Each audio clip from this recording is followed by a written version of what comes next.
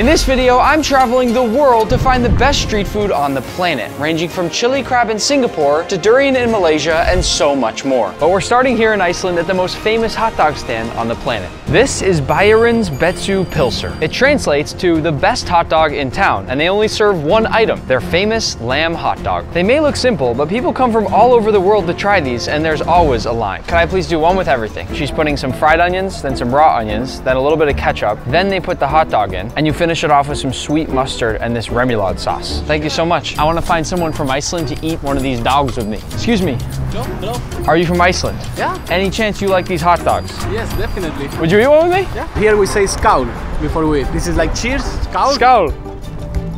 This is amazing. Fantastic. The hot dog has the perfect snap when you bite into it. I'm freezing. I can't feel any of my fingers. This just warms you up inside out. I actually would eat 5 or 6 or 7 more of these right now. This is comfort food. I can see now why that's the most famous hot dog stand anywhere in the world. This hot dog makes me want to do this dance.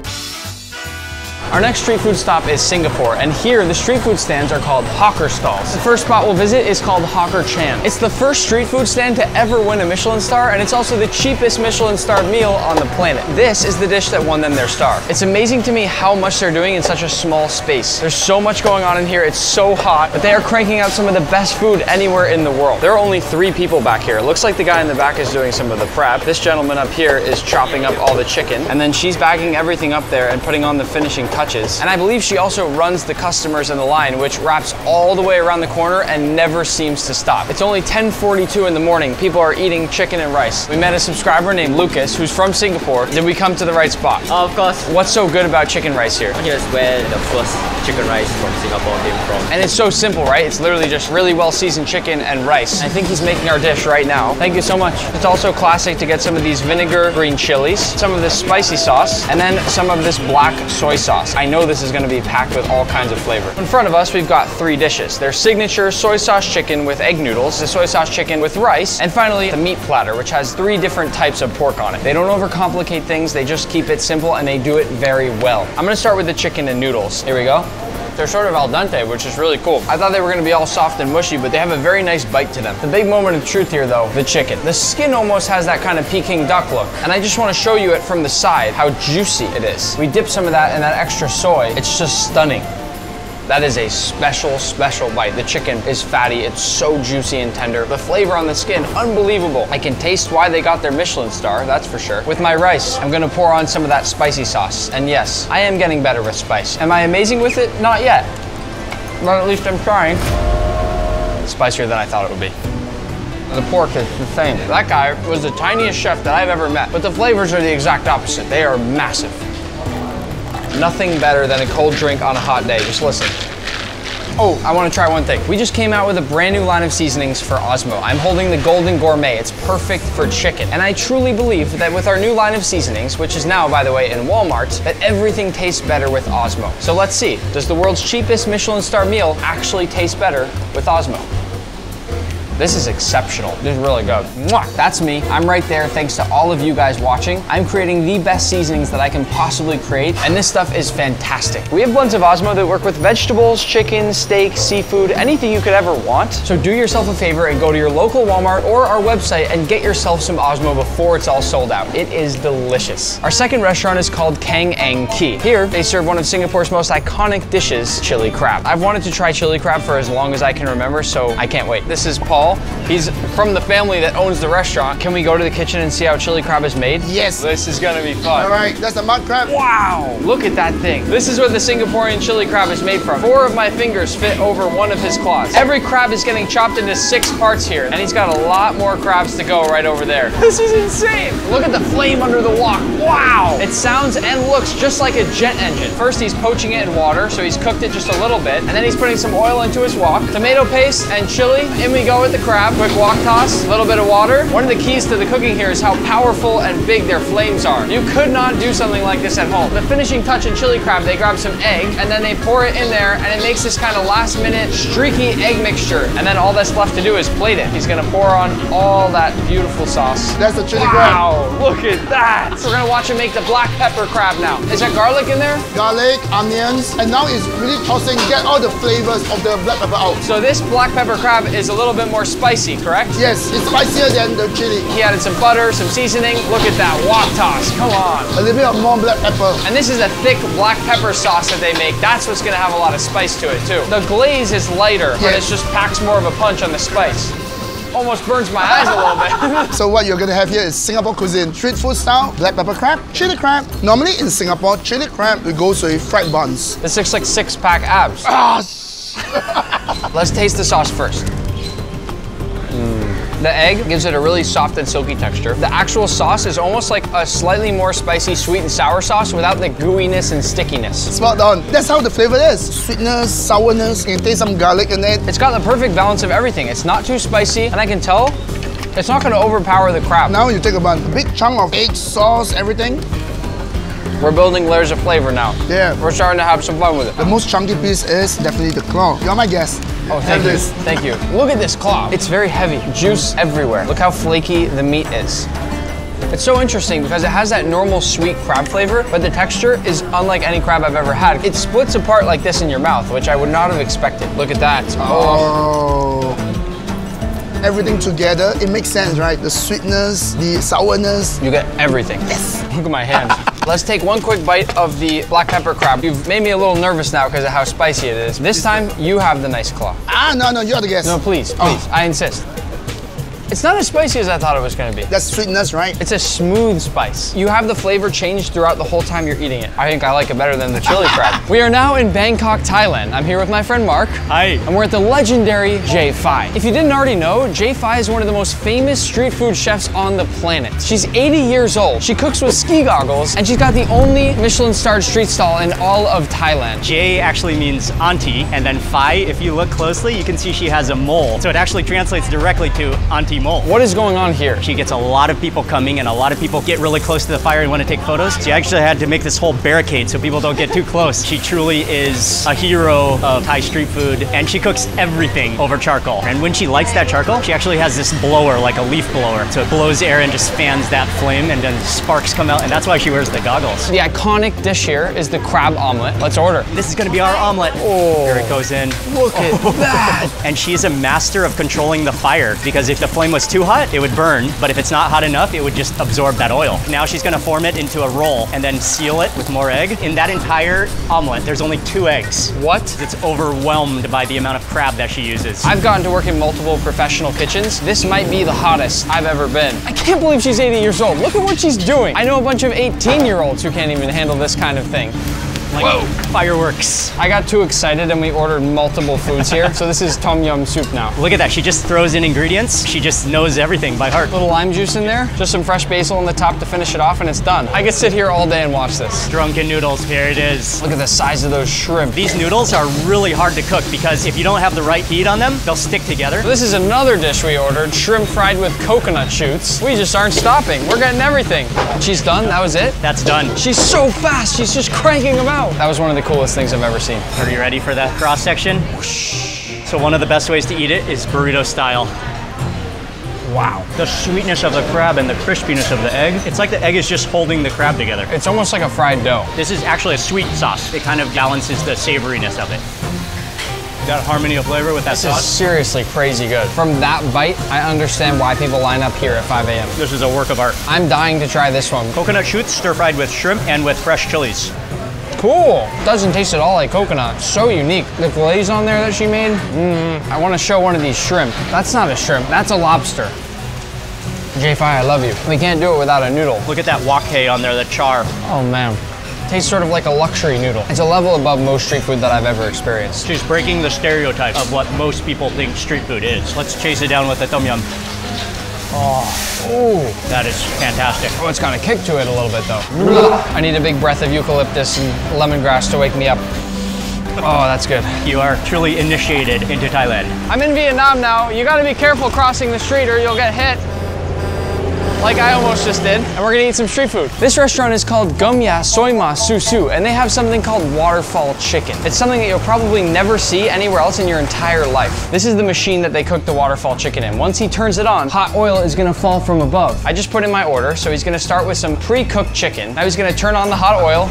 Immediately you get this super sharp sound, this popping, cracking, sizzling, and the chicken starts to cook. This is the same temperature oil that you would have in a deep fryer, but it's just falling from the sky instead. If you close your eyes, it almost sounds like really, really heavy rainfall. This is such an interesting cooking method. The oil waterfall method is rarely seen outside Vietnam. It's so hot standing right next to it, and he stands here cooking this chicken all day. We even had to temporarily put our camera in the fridge to cool it down. Please excuse my sweat. Back to the chicken, he's gonna get both sides, and the color on that chicken changes right before your eyes. And it looks like now our chicken is nice and golden brown, so he'll pull it up to the top where I think it's gonna leak off some of that oil. And while the chicken rests, we can jump over to this machine here. The chicken that we just saw also comes with a stir-fried rice, and this is the machine that they use to make that stir-fried rice. First, they scoop up some pre-made rice. Now he's putting down some oil, greasing up the whole bottom of the pan. Boom, and then he adds in the rice. Part of this is kind of for show. The rice is already cooked. The other part of it is to get it nice and hot with a little bit of added texture. To finish it off, they add down some hot rice fresh off the pan, a little bit of cucumber and tomatoes, as well as some Vietnamese coriander. And once that chicken's on there, it goes straight out to the customer. It's such a simple plate, but I am rarely this excited to try some food. This is like a school cafeteria back here. The chicken looks crazy juicy. The flavor is so deep. They've clearly been marinating this for a long time. I just can't get over how they cook this. I can't believe that they cooked this the way that they did. This is definitely the most unique chicken experience I'll probably ever have. Our second street food stop is a place called Hai Lo, and it makes something called Soy Jing Phao. It's this really cool puffed up glutinous rice ball that is very difficult to make. This is the chef, he just came. We were the first customers in line today, so we get to see him get all dressed and ready to go. It looks like it starts out with this jiggly, doughy looking rice. There's his frying oil. Whoa, he's literally just throwing it in there. How on earth is this gonna turn into a perfectly circular ball? He just said that this takes 10 minutes to prepare. 10 minutes of just carefully watching and working this dough. All of this mush that we're looking at right now is supposed to turn into one perfectly circular, golden brown, crispy rice ball. I don't believe this. It's starting to look fluffier now, almost sort of like the top of a pancake when you're cooking it on the stove. Oh, here we go. It's happening quickly now. It's puffing up, but he has to keep it even. Remember, he wants it to be a perfect circle. This is something I don't fully understand the technique on. Now it's looking like a pita. Oh my God, this is so cool. This is so nuts. The last step here is for him to get it nice and golden brown, and then off to the side to let some of that oil drain off. And this is it, a beautiful puffed glutinous rice ball. That was amazing. How incredible is that? And the fact that it holds its shape is just unbelievable to me. Listen to the sound. So to prepare the ball, they actually come to your table and she's gonna push it all down. And then it looks like she's just gonna cut it up into a bunch of different pieces so that it's bite-sized. It's suddenly sort of looking like I ordered a plate of nachos. It's served with some sweet chili sauce, and then you just dip. I love the texture. Kind of like mochi. When you bite, there's a beautiful, perfect crunch and crisp on the outside. And then, if you look on the inside, that's where it's chewy. It's almost sort of like Brazilian cheese bread on the inside. Visually, this is one of the coolest things I've ever seen made, and the texture is what makes it so incredibly special. We've moved on to Turkey, where I'm here with my friend Ruhi to try Donaire. The name of this restaurant is Karadeniz Donaire, and it's one of the most famous places to get Donaire in all of Turkey. What does Donaire mean in Turkish? It means revolving. What we're looking at here is this giant vertical rotisserie with stacks of meat and then little pockets of lamb fat, and it's just streaming with juice. It's a very fat meat. It's the most beloved and most famous street food in Turkey. Fun fact I looked up about this place, there's 100 kilograms of meat on there in the morning. 220 pounds of meat sitting on that spit. And by 4 p.m. the meat is completely finished. This is the most famous way to go. It's called tombik, which means fatty. First he's putting some fresh tomatoes on there, pepper, some cucumber. Now they're adding the meat on. We ordered 100 grams of meat, and then we take it. Let's talk about the sandwich really fast. As you see, there are a lot of stuff inside. Usually they may add toppings, but here they don't add it because they trust their meat quality. The first thing I taste is the lamb fat, because the fat coats your whole mouth. I almost get more of a lamb flavor than I get beef. I would love a sauce with this, something creamy, maybe a little bit acidic with it, but honestly, I can understand why you would want the flavor of the beef to speak for itself. Is it worth the hype? I mean, we both keep eating it, so it must be pretty good, right? You also grab this drink that's traditional to eat with Donaire. It's like a yogurt water. You know what's funny is the drink is kind of the description that I just said in a sauce. It smells like yogurt. That's really nice. We're gonna save a little bit of space and go try one more Turkish street food. Our second street food stop is fish sandwiches, probably the second most famous street food in all of Turkey. What is this place called? Derya balık ekmek. As you can see, they're literally cooking these on a floating boat. The chef has invited us onto the boat. It's very rocky. And they're gonna show us how they make these fish sandwiches. These are mackerel fish. They are deep sea fish and contain a lot of fat. It smells amazing. He's keeping it so simple, huh? Just one flip, that's it. It actually makes sense that the only ingredient is mackerel because it's already very salty, so you don't need anything more. Do you want to flip the fish? Oh, this is exciting. Look at the crust that he's getting on these things. It's actually fun rocking back and forth because it kind of adds another dimension. I actually might stay here. Can you hire me full time? So to build these, it's really simple. He puts on the mackerel, he peels off the spine so there's no bones, and then they top it all off with onions and lettuce, give it a little wrap, and hand it off to the customers on the other side. I'm excited to eat this. The sandwich is beautiful. It's very rustic. The bread is nice and toasty and charred on the bottom, just a little drop of lemon juice.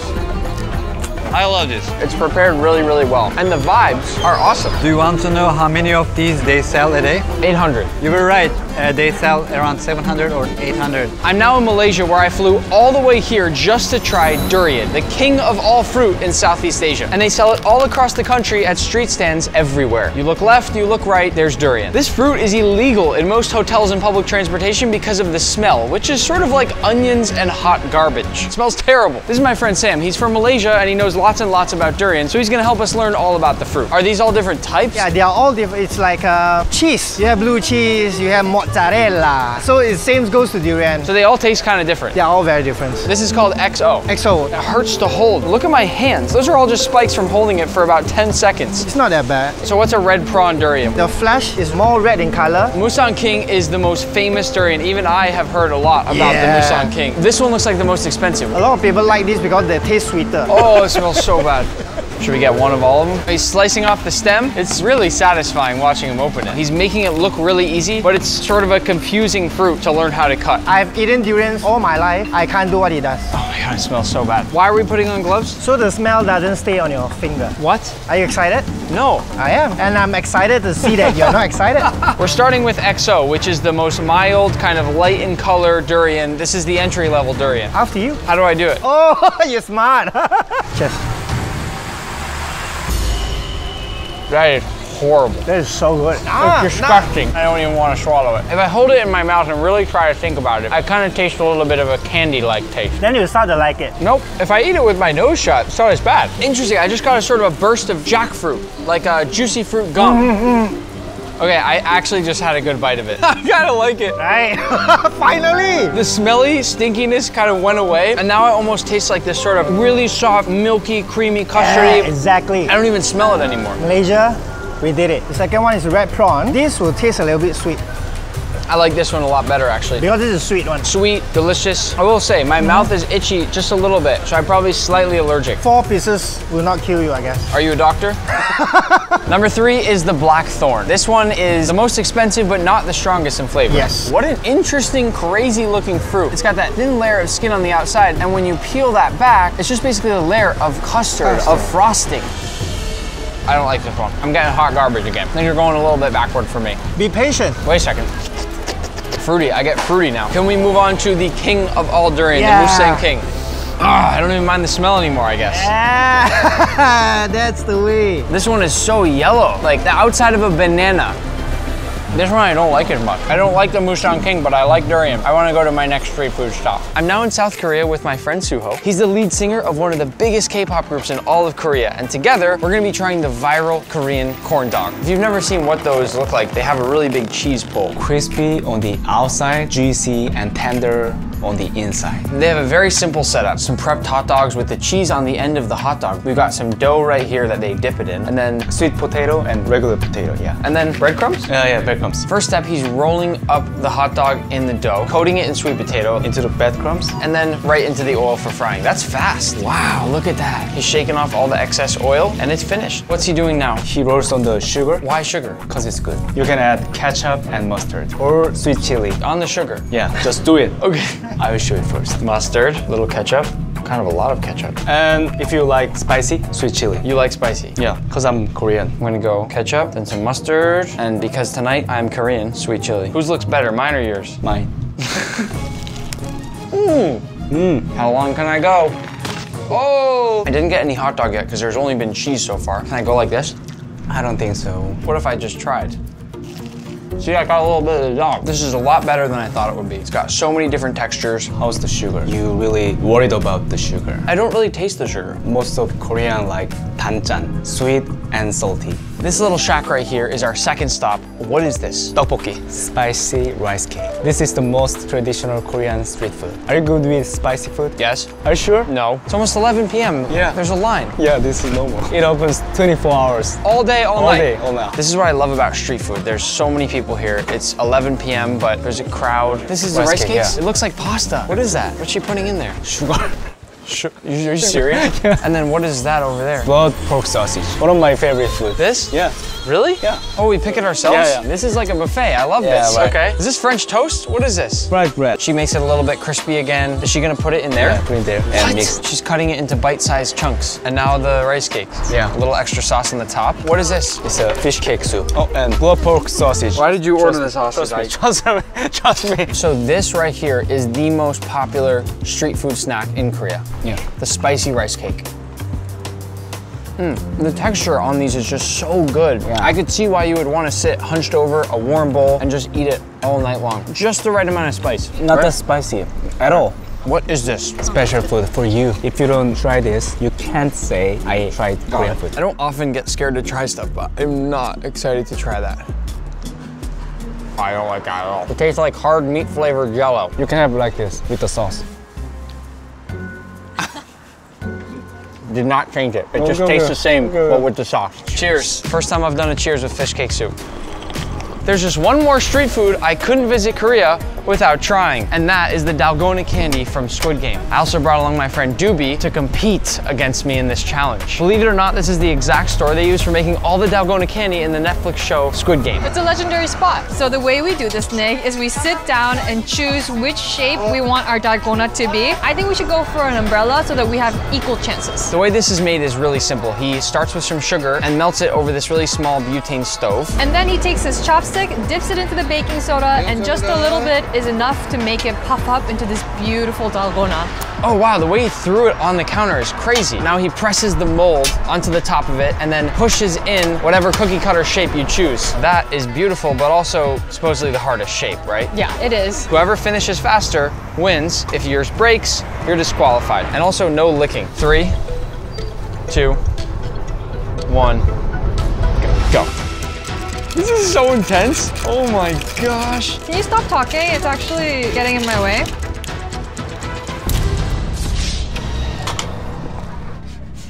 Disqualified. Too easy. That was so embarrassing. See, you gotta work in pieces. I thought I was gonna win very easily. I feel like I just got hustled. I want you to listen and hear how incredibly brittle this is. It's like movie glass.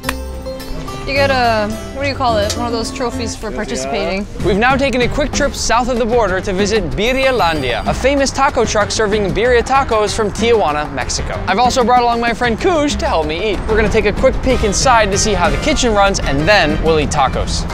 This is Jose, he's the owner. Where are you from? Puebla, Mexico. Can we see the kitchen? Yeah, of course, come. We sell only birria, only one meat in this row. No, That's it. This looks and smells so crazy good. This is the birria. We cook them for 5 hours. We start with boiling water, then we add in the meat, the guajillo, blended guajillo, and all the spices, all our secrets. You have secrets? Yeah, this is the fat from the beef. This is the consomme. Oh, that's silky smooth. You skim all the fat off the top to use to cook the tortillas on the griddle. That's why it's red. There's 4 different cuts of beef in here. This right here is the foot of the cow. This is the beef shank. This right here is top round. And this is brisket. Not a lot of people use brisket for birria. No. It's too much money. The cost, yeah, they're cheap. This guy ain't cheap. It's true. You don't often hear of tacos having this many different types of meat mixed into just one. So that's what makes yours so special. I believe. You can even break it apart with your hands. So you chop up all the beef, and now you put it into this pot here. You don't want it to be dry, so you add in some of that consomme. And remember, this is a blend of 4 different types of beef now. Tons of flavor in there. You dip these corn tortillas into the the consomme fat. Look at the finesse he's got on those tacos. Next, we add in the mozzarella cheese. And now you got the beef. Oh, you're putting a lot of beef on these, huh? They don't cheap out. Adding on a little bit of that cilantro onion mix. Basically a salad. And then a little bit of hot sauce. How many tacos do you think you go through a night? We taste like 700, but weekends over 1,000 tacos. Wow. That's Look big. at these. Then we come over here. You like to put a little extra hot sauce on top at the end. Yeah. Cheese. Piece of lemon. That's it. That's it, yeah. Let me show you how we do the tostadas. So you start out with cheese. This is our tostadas. Homemade tostadas. And you flip. You see the color. That's Look at professional. that. Smells unbelievable. Onions and cilantro, yeah. This is Tijuana style right here. Yeah. A little cheese to finish and a lime. I don't know which one I'm more excited for. The finishing touch here for birria tacos is that consomme. We started with onions, cilantro, sauce, lime. Squeeze that bad boy. Oh, you put some meat in there. Yeah. So it's almost like chili. The last step is you just pour consomme right over the top and yeah. fill it up. Jose, show us how to eat. How is it done? You dip it in the consomme. Boom. Big bite. That's how it's done. I'm gonna get a big dip on mine here. Look at that. That's amazing. You gotta have your legs open when you eat these, Jose, or you're gonna get covered. Jose, what are you putting in this? My mouth's on fire. This has the perfect texture. It's got the perfect balance of flavor. Just spicy enough, but not too spicy. What do you think? I'm not coming up for air, so it must be good. I wanna hear a good crunch on one of these tostadas as well. You ready? You hear that? Honestly, Jose, might be my favorite taco I've ever had. You made me so happy. Go subscribe. Do your thing, cuz.